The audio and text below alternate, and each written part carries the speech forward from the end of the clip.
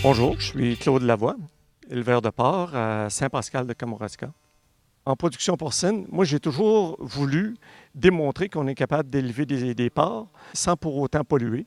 C'est sûr que l'empreinte environnementale d'un éleveur de porcs va être peut-être un peu plus profonde que celle d'un citadin, mais il reste qu'on produit de la nourriture aussi.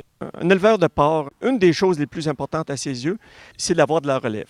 J'ai toujours eu comme leitmotiv la terre, tu l'empruntes de tes enfants. Si tu veux que la nouvelle génération soit là, ben, c'est de lui donner une terre adéquate qui a tous les éléments pour bien performer dans le futur.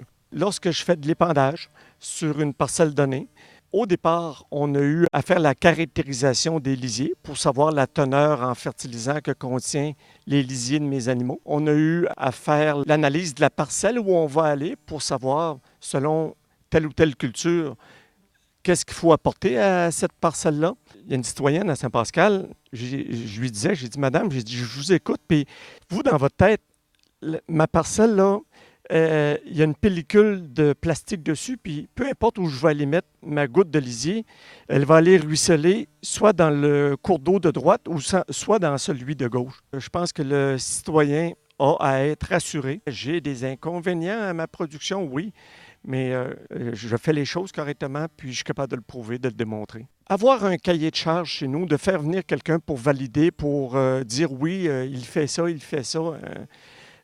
j'ai pas de misère avec ça. Ce que j'ai hâte, c'est que le citoyen, le consommateur, ben, ils se disent, écoute, au Québec, je demande un plus à mes agriculteurs, je leur demande telle chose. Bon, il y a un coût de relié à ça.